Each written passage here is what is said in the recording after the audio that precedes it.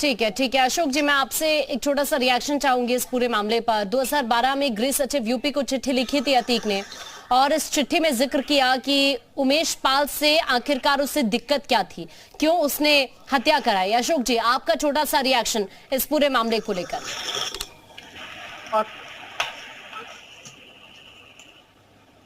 मुलायम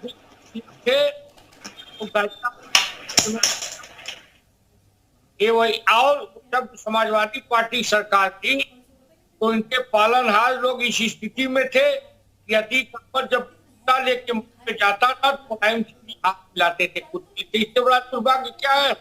और सबसे बड़ी बात है, जज ट्रांसफर करा के चला जाता था कि नहीं हम इनका मुकदमा नहीं लड़ेंगे। अधिकारियों को के मारते थे तो क्योंकि इनके रहनुमा पालनहार समाजवादी पार्टी की सरकार हुआ करती थी। और सबसे बड़ी जिन लोगों ने अतीक अहमद को मारा तत्काल गिरफ्तार भी हुए। अब आप कहेंगे इनको गोली तो नहीं मारी गई, तो आपको जब गोली मारी जाएगी तो फिर आप जानने लगेंगे देखिए कानून अपने कानून का पालन नहीं कर रहे हैं, संविधान के तहत होना चाहिए। मेरा ये मानना है कि निश्चित तौर पे जांच होगी और पाल को जिस तरह से दलगा चुरा के मारा अतीक अहमद का आतंक था वो है। ठीक है अशोक जी, मैं वापस अभी आपके पास लौट रही हूँ। विवेक जी, आपसे छोटा सा रिएक्शन। देखिए, आप पर ये आरोप लगा रहे हैं कि आप ही का शासन था उस वक्त जब ये चिट्ठी लिखी गई, और सबसे ज्यादा दिक्कत भी इस वक्त आप ही को हो रही है। एक तरफ आप शाइस्ता की सरेंडर करने की भी जिक्र कर रहे हैं, दूसरी तरफ अभी अशोक पांडे जी आप पर ये आरोप लगा रहे हैं कि जवाब तो आपको देना चाहिए। देखिए, अशोक पांडे जी मानसिक दिवालियापन से प्रेरित हो चुके हैं। मेन बात है कि भाजपा की सरकार है और जिम्मेदारी और दायित्व तो बनता है विपक्ष का। अब समस्या यह है कि ये लोग आज तक अखिलेश यादव जी को मुख्यमंत्री मान के चल रहे हैं, क्योंकि योगी जी के अंदर ऐसा कुछ दिखता नहीं है, तो इनकी समस्या है, मेरी समस्या नहीं है। दूसरी बात अभी इन्होंने जिक्र किया, मुझे लगता है कि आरोप प्रत्यारोप के बीच में कानूनी प्रक्रिया का क्या अनुपालन नहीं करेंगे। आईपीसी सीआरपीसी के जो प्रावधान है, यही समस्या है। सबसे बड़ी बात की भाजपा के लोग जो है गोली चलाएं, चाहे बम चले रोड पे, चाहे सड़क पे हत्याएं होती रहे, लेकिन ये कानून व्यवस्था इनके लिए दुरुस्त है।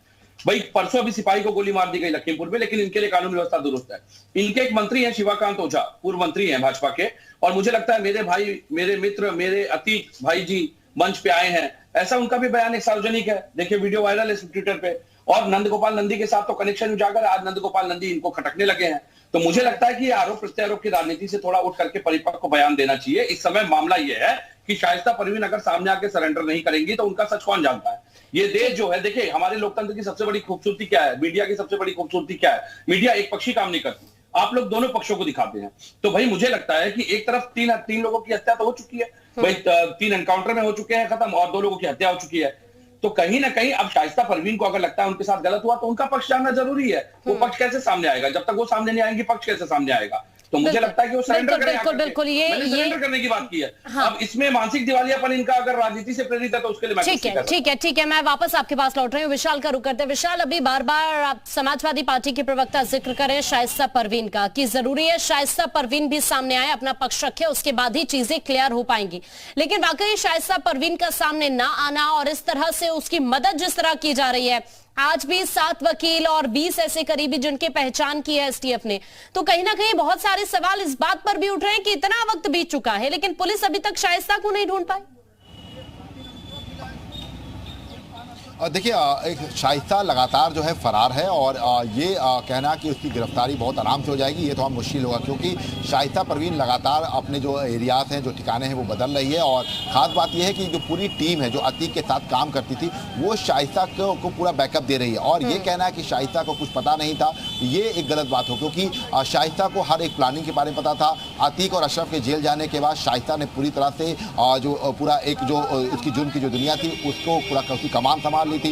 एक नेटवर्क के बारे में मालूम चला था। कल जिस तरह से पूरी जानकारी आई कि शाइस्ता जो है वो तमाम जो बेनामी कंपनीज हैं, इसके साथ साथ जो तमाम तरह की जो संपत्तियां हैं, उन सबका पूरा जो टेक ओवर जो है वो ले रही है। तो मतलब साफ है कि एक लंबी चौड़ी फौज जो है वकीलों की, चार्ट अकाउंटेंट, क्योंकि एक बड़ा साम्राज्य है और उस साम्राज्य को बचाना एक बड़ी जो है जरूरत है शाइस्ता के सामने। और इसीलिए ये कह सकते हैं कि शाइस्ता सरेंडर नहीं कर रही है, क्योंकि उसको पता है कि अगर वो सरेंडर कर देगी तो इस साम्राज्य को जो है नहीं बचाया जा सकता है। और इसीलिए लगातार शाइस्ता फरार चल रही है और अपने आप को बचाने की कोशिश कर रही है, क्योंकि जब तक ये पूरा साम्राज्य, क्योंकि देखिए ये पूरी जो हत्या हुई है अतीक और अशरफ की, इसके पीछे जो सबसे बड़ा एंगल आ रहा है वो यही आ रहा है कि एक जो बड़ा साम्राज्य था वो जो है अतीक और अशरफ के पास था, और इसी वजह से उस साम्राज्य के को हथियाने के चक्कर में कई जो करीबी थे वो दुश्मन हो गए थे। उसमें कई नाम है, लेकिन शाइस्ता को ये पता है कि इस पूरे साम्राज्य को अगर बचाना है तो जाहिर सी बात है कि वो फरार रहे, और इसी दौरान वो इसलिए भी ट्रेस नहीं हो पा रही है क्योंकि वो ऐसी कम्युनिटी में जहाँ पर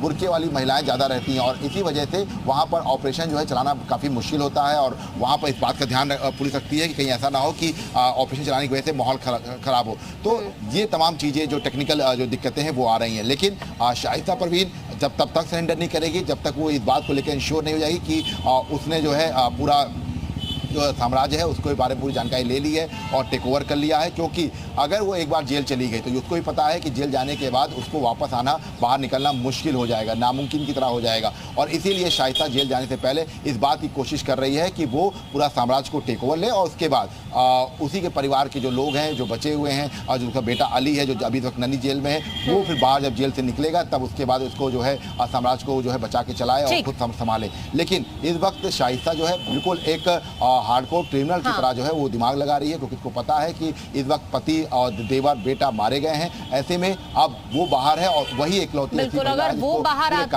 के बारे में तो पता है देखिए विशाल, बहुत सारे ऐसे राज हैं जिनसे पर्दा भी उठ जाएगा, बहुत सारी ऐसी बातें हैं जो अभी भी छिपी हुई हैं और वो भी सामने होंगी। मैं आपके पास अभी लौट रही हूँ। अशोक जी, अगर सियासत से परे देखें तो क्या आपको भी ऐसा लगता है कि सिर्फ जो उसका अतीक का जो क्षत्रिय रसूख था सिर्फ वो उसे बचाना चाहता था, इसीलिए उसने उमेश पाल की हत्या करा दी? क्योंकि 2012 की जो चिट्ठी है वो भी, क्या आपको ऐसा लगता है कि इसी तरफ इशारा करती है? देखिए, रसूख की बात तो छोड़ दीजिए, जिस तरह से बहनों की कोखें उजाड़ कर उनकी जमीनों को कब्जा करता था। एक पूरा साम्राज्य था, और साम्राज्य के पालनहार समाजवादी पार्टी के लोग थे। ये वही लोग जिन लोगों ने उसे एमपी तक बनाया था। ये वही लोग जब वो गिरफ्तार हुआ, राम गोपाल यादव जाके मानवाधिकार दिखा, अखिलेश यादव कहते थे के काउंटर पर किए फेक इनकाउंटर है, सीधे सीधे जांच कर लिए और सब रिपोर्ट भी दे दिया फेक इनकाउंटर है। ये वही लोग हैं। मुलायम सिंह यादव सरकार की सजा तो फांसी का हम लगा रहे थे, नौजवानों से हो जाया करती है। ये यही लोग हैं जिन लोगों ने अतीक मुख्तार, विजय गुप्ता और विशाल विकास दुबे जैसे का पालनहार किया है।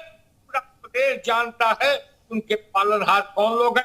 हमें मानसिक दिवालिया कह रहे थे जब विकास दुबे जैसे दुष्दान का इनकाउंटर हुआ तो कहे हम परशुराम की मूर्ति लगाएं। ठीक है, जल्दी से एक छोटा सा रिएक्शन ले लेते हैं। विवेक जी, जल्दी से आप जवाब दे दीजिए। पालनहार आपको कह रहे हैं ये?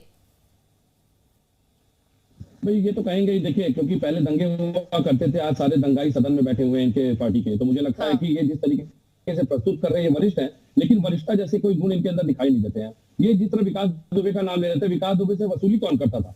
और वसूली करने वालों पे क्या लगाम लगा ली? वसूली आज भी जारी है। अभी अमिताभ ठाकुर जी ने एक वसूली की लिस्ट वायरल की है पुलिस की। तो मुझे लगता है कि अशोक पांडे जी को पहले अपनी व्यवस्था को देखना पड़ेगा। कानून व्यवस्था के नाम पे उत्तर प्रदेश ठीक है, समय का अभाव है, आपको रोकना पड़ रहा है। हाँ, बहुत शुक्रिया आप दोनों खास मेहमानों का हमारे से जुड़ने के लिए और इस